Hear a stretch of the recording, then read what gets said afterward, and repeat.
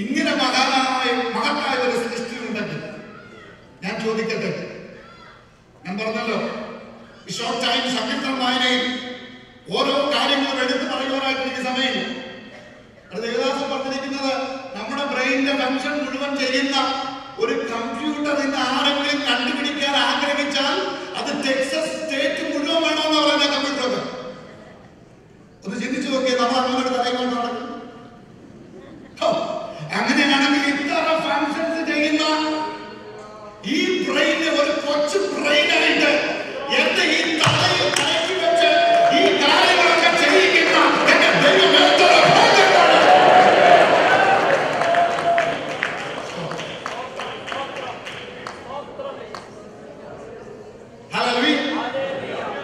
ഇവിടെ നിൽക്കുമ്പോൾ ഹൃദയം സന്തോഷിക്കുന്നു.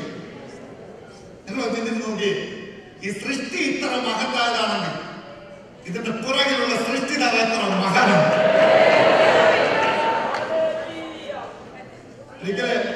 ഒരിക്കല് ഒരു നിരീശ്വരവാദി നിന്ന് ശക്തമായി സംസാരിച്ചുകൊണ്ടിരിക്കുമ്പോ ഒരു അമ്മച്ചി അവിടെ നിന്ന് അദ്ദേഹത്തെ ചലഞ്ച് ചെയ്യുന്ന പറയുന്നത് അപ്പച്ചന്മാർ പറഞ്ഞു കേട്ടിട്ടുള്ള ഒരു കഥയാണ്. അപ്പൊ അമ്മച്ചിയെ പേഴ്സണലി കണ്ടിട്ട് ഈ അമ്മച്ചിയോട് ചോദിച്ചു, എന്നാൽ നിനക്ക് ദൈവത്തെ ഇവിടെ കാണിച്ചു തരാമോ? അമ്മച്ചി പറഞ്ഞു, നാളെ നട്ടുച്ചയ്ക്ക് 12 മണിക്ക് എന്റെ വീട്ടിൽ നിന്ന് പോയി. അമ്മച്ചിയുടെ വീട്ടിൽ ചെന്നു തെളിയിക്കാനായിട്ട് ദൈവമില്ല, നീ പാവപ്പെട്ടവളെങ്കിലും ഒന്ന് കറക്റ്റ് ചെയ്യാനായി.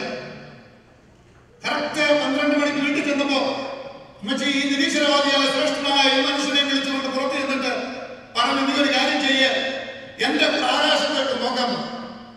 ഈ മനുഷ്യൻ ആകാശത്തേക്ക് നോക്കി തിളച്ചു നിൽക്കുന്ന സൂര്യനെ നോക്കിക്കൊണ്ട് അവരെ കണ്ണു തുറക്കാൻ പറ്റുന്നില്ല. അമ്മച്ചി പറഞ്ഞു, കണ്ണടക്കരുത്,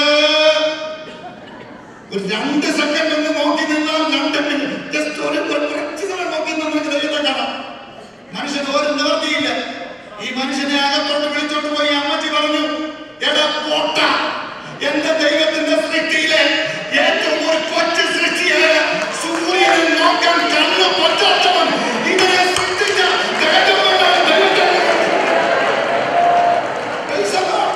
ഇന്ന് രാവിലെ ഈ ദൈവത്തെ ആരാധിക്കാൻ നമുക്ക് ഭാഗ്യം ലഭിച്ചത്. എനിക്ക് ലഭിച്ച സമയത്തിൽ ഒറ്റ മിനിറ്റൂടെ ഉള്ളു. അതിൽ ഞാൻ മർമ്മം നിങ്ങളോട് പറയാം. അടുത്ത ഭാഗത്ത് പറഞ്ഞിരിക്കുന്നത് എന്താണെന്നറിയോ? ദൈവത്തിന്റെ ന്യായപ്രമാണം. അത് കാണിക്കുന്ന എന്താണെന്നറിയാമോ? ഈ വലിയ തേജോമയനായ ദൈവം, സർവശക്തനായ ദൈവം തന്റെ ന്യായ പ്രമാണത്തിലൂടെ തന്റെ ജനവുമായിട്ട് ഒരു ഉടമ്പടിയുടെ ബന്ധത്തിലായി തീർന്നിട്ട് അവരുടെ സ്വന്തമായി തീർന്ന അനുഭവമാണ് 2ാം ഭാഗത്തിൽ ശരിയായിട്ടുള്ളത്. ഇന്ന് രാവിലെ ആരാധിപ്പാനായി ദൈവസന്നിധിയിൽ ഈ